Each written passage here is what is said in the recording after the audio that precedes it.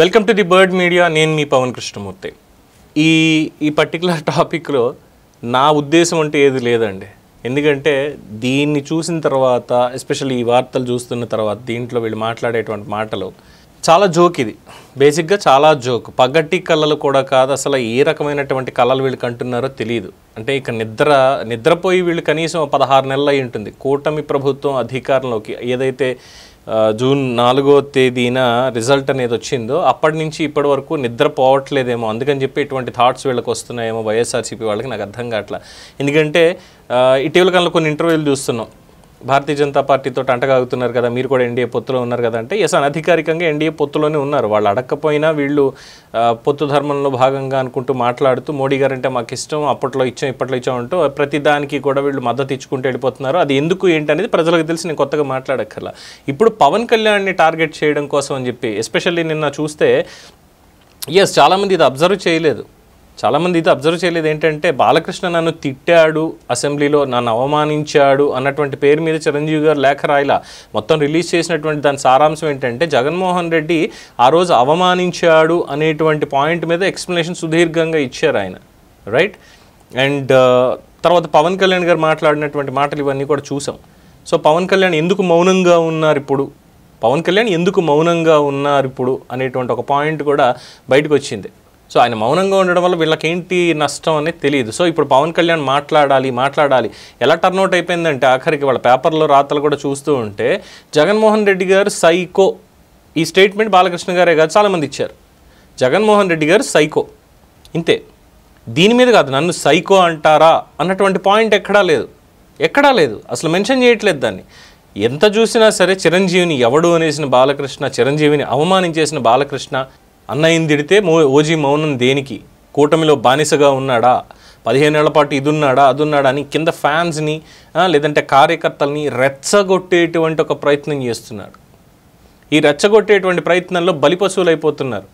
జనసేన కావచ్చు, లేదంటే మెగాభిమానులు కావచ్చు, తెలుగుదేశం పార్టీ వాళ్ళు కావచ్చు, ఒకళ్ళనొకళ్ళు తిట్టుకుంటూ మాట్లాడుకుంటూ కార్యకర్తలు. పైన నేతలు బాగానే ఉన్నారు, వాళ్ళకి చాలా క్లియర్ ఉంది. లేదంటే గతంలో జరిగినటువంటి ఒక వ్యాఖ్యానం బాలకృష్ణ గారు చేసినప్పుడు నాగబాబు గారు ఎంత సీరియస్గా రెస్పాండ్ అయ్యారు దాని మీద. అలాంటి వ్యక్తి ఈరోజు కనీసం దాని మీద రెస్పాన్స్ లేదు. నేను అసెంబ్లీలో జరిగినటువంటి మాట మీద రెస్పాన్స్ లేదంటే వాట్ ఈస్ బిహైండ్ దట్ అనేది ఒకసారి ఆలోచించుకోవాలి. సో ఇక్కడ ఆవేశం ఎవరిది అన్నది ఆలోచించుకోవాలి. చిరంజీవి గారికి గౌరవం అన్నటువంటి పాయింటే ఇక్కడ మెయిన్ ఆప్షన్ అందరికీ కూడా. కానీ ఇక్కడ వైసీపీ వాళ్ళకి చెప్పాను కదా ఆల్రెడీ, 2 పిల్లులు కొట్టుకుంటూ కోతొచ్చి కొబ్బరి ముక్క లాక్కెళ్ళిపోయిందని. ఇక్కడ అలా తగవులు పెట్టి తంపలు పెట్టి కొట్టుకుని ఎలా చేస్తున్నారు. సో ఇప్పుడు వీళ్ళు మాట్లాడేటువంటి మాటలు ఇదే భాగంలో ఏంటంటే, కొత్త భజన, చిరంజీవి గారికి అవమానం జరిగిపోయింది, పవన్ కళ్యాణ్ ఎందుకు మౌనంగా ఉన్నారు అంటే, మీరు కూటమిలో చంద్రబాబు బానిసగా ఉన్నారు కాబట్టి మౌనంగా ఉన్నారు. ఆ బానిస సంఖ్యలు బద్దలు కొట్టండి, మనం కలుద్దాం, వైసీపీ జగన్మోహన్ రెడ్డి గారితో కలవండి. ఆయన మెడలు వంచినటువంటి వ్యక్కి, పులివెందుల పులి, సింగిల్గా వచ్చిన సింహం, అందుకని మీరు మాతో కలవండి, ఖచ్చితంగా పవన్ కళ్యాణ్ తోటి జనసేనతోటి వైసీపీ పొత్తు పెట్టుకుని పోటీకి వెళ్దాం, మనం కలుద్దాం అని చెప్పని చాలామంది కామెంట్లు పెట్టారండి సోషల్ మీడియాలో. I was shocked. నవ్వొస్తుంది నిజంగా. ఎందుకు వీళ్ళు ఈ రకమైనటువంటి మాట మాట్లాడుతున్నారో ఏంటో తెలియట్లేదు. ఇది ఉంది ఆయనకి, మాకు అసలు పొత్తులతో సంబంధం లేదు, ఇది లేదు అనేటువంటి వాళ్ళు, కార్యకర్తలు నిన్న మొన్నటిదాకా కూడా అలా మాట్లాడిన వాళ్ళు సడన్గా టర్న్అవుట్ అయిపోయి ప్లేట్ తిప్పేసి పవన్ కళ్యాణ్ని పొత్తులకు ఆహ్వానిస్తున్నాం, మంచి చేద్దాం అనుకునేటువంటి వాళ్ళు మీరు కూడా ఉంటారు. అందువల్ల ఖచ్చితంగా మాతో కలవండి, జగనన్న చేసిన మంచి 5 ఏళ్లలో మనం చూసాము, అందువల్ల మీకు చంద్రబాబు నాయుడు కరెక్ట్ కాదు, మీరు 15 ఏళ్ళు ఉండాలి లేదు ఇంకోటి ఉండాలి అనుకుంటే రండి, జనసేన వైసీపీతో కలవండి అని చెప్పి కామెంట్లు, సోషల్ మీడియాలో పోస్టులు, ఇక టీవీ డిబేట్లో కూడా ఇదే చెప్తున్నారు. కలిసే అవకాశం ఉంది. ఇక చిరంజీవిని అవమానించాడంటే చంద్రబాబుకి బాలకృష్ణకి ఇంక అయిపోయినట్టే, రాజకీయ సమాధి ఇంకా అంటూ ఏం లేదు, కాపులు మొత్తం అంతా ఇప్పుడు వైసీపీకి వెళ్ళిపోతారు, అందులో డౌట్ లేదు, జనసేన కూడా అందులోకి వెళ్ళిపోవాలి, ఇద్దరు కలిసి తీరాల్సిందే, ఇది ఒక చారిత్రాత్మకమైనటువంటి ఒప్పందం, ఇలా చేసేయండి అని చెప్పి ఇష్టం వచ్చినట్టు మాట్లాడుతున్నారు. మరీ అంత పిచ్చోళ్ళగా కనిపిస్తున్నారా ఏంటి జన సైనికులు కానీ, మెగాభిమానులు కానీ? గుర్తులేమనుకుంటున్నారా ఏంటి? ఏం తిట్టాడు ద్వారంపూడి చంద్రశేఖర్ రెడ్డి కావచ్చు, మిగతా వాళ్ళు కావచ్చు, పవన్ కళ్యాణ్ని. బిఎఫ్ మధుసూదన్ రెడ్డి అయితే అసలు అసెంబ్లీలో ఏం మాట్లాడాడో ఒకసారి ఆ వీడియో మీరు చూడండి కావాలంటే. సభలో లేరు పవన్ కళ్యాణ్ గారు, ప్రాతినిధ్యం లేదు ఆయనకి. అయినా సరే పవన్ కళ్యాణ్ గారి గురించి ఎంత దిగజారుడు వ్యాఖ్యానం వాళ్ళు చేశారు ఆ రోజు. అటువంటి పార్టీతో అంతెందుకు, జగన్మోహన్ రెడ్డి గారు A1 కన్వెన్షన్ సెంటర్లో, విజయవాడలో A1 కన్వెన్షన్ సెంటర్లో ఆయన మాట్లాడుతూ ఒకనొక కార్యక్రమం సందర్భంగా బటన్ నొక్కడానికి వెళ్ళి పవన్ కళ్యాణ్ గారి వ్యక్తిగత జీవితం గురించి మాట్లాడతారా? ఎస్, అమ్మఒడి బటన్ నొక్కడానికి వెళ్ళినప్పుడు పిల్లల ముందు, చిన్న పిల్లల ముందు, స్కూల్ పిల్లల ముందు ఆయన మాట్లాడినటువంటి మాటలు పవన్ కళ్యాణ్ గారి వ్యక్తిగత జీవితం గురించా? అటువంటి వ్యక్తితోటి, అటువంటి పార్టీతోటి పవన్ కళ్యాణ్ గారు పొత్తు పెట్టుకుంటారా? ఏమైనా ఉందా? ఆలోచించడానికి కూడా అసలు అర్హత లేనటువంటి టాపిక్ ఇది. అసలు ఆలోచన రాకూడనటువంటి టాపిక్ ఇది. అంటే అనొచ్చు రాజకీయాల్లో శాశ్వత మిత్రులు, శాశ్వత శత్రువులు ఎవరు ఉండరు అంటే ఇది వైఎస్ఆర్సీపీకి అన్వయించదు, డెఫినెట్గా అన్వయించదు. రేపు పొద్దున పవన్ కళ్యాణ్ గారు, అంటే నేను చెప్పట్లేదండి, it's not a statement, just ఒక ఇమాజినేషన్. పవన్ కళ్యాణ్ గారు రేపు పొద్దున రాహుల్ గాంధీ గారికో లేదంటే ఇంకొకళ్ళకో లేదు ఇంకొక పెద్ద నేతకో మాట్లాడుతూ మీరు బాగున్నారు, చక్కగా మీరు ఇలాగే చేయాలి రాజకీయాలు అని చెప్పి దాన్ని అన్నారనుకోండి, అది వేరే విషయం, రాజకీయంలో భాగంగా ఉంటుంది. కానీ వైసీపీకి రాజకీయం అనేది ఏం లేదు, ఇక్కడంతా రాక్షసత్వమే, నియంతృత్వమే.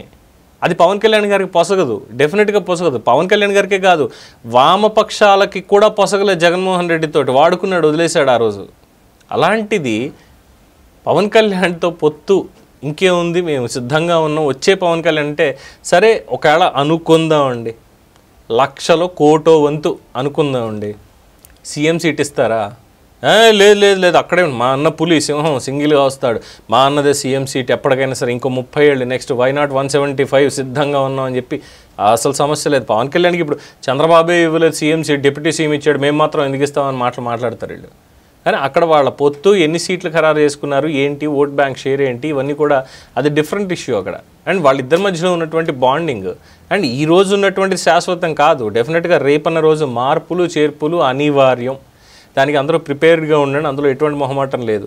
కానీ వైఎస్ఆర్సీపీతో పొత్తు అంటే మాత్రమే ఇంకేం చెప్పాలి, వాళ్ళ ఆలోచన అలా ఉన్నాయి, వాళ్ళ ఆలోచనలన్నీ అలా ఉన్నాయి. కూటమి విచ్ఛిన్నం చేయడానికి దొరికేటువంటి ప్రతి అవకాశం కావాలని సృష్టించుకుంటూ ఏది దొరికితే అది, ఆఖరికి తమిళనాడులో ఏదో జరిగితే దానికి కూడా ఆంధ్రప్రదేశ్లో డీసీఎం ఏం చేస్తున్నాడు, సీఎం ఏం చేస్తున్నాడు అంటూ ఏకవచనాల్లో మాట్లాడేస్తారు వీళ్ళకి అసలేం లేదు.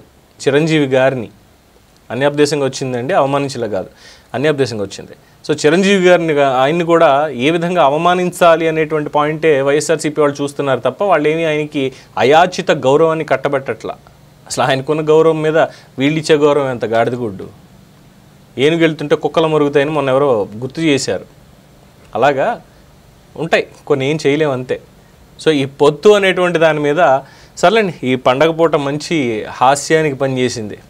ఏమంటారు దీని మీద, మీ అభిప్రాయాన్ని కామెంట్స్ రూపంలో తెలియజేయండి. చూస్తూనే ఉండండి ది బర్డ్ మీడియా. ఈ వీడియో కనుక మీకు నచ్చినట్టయితే లైక్ చేయండి, షేర్ చేయండి, సబ్స్క్రైబ్ చేయండి, అలాగే పక్కనే ఉన్న బెల్ ఐకాన్ని క్లిక్ చేయండి.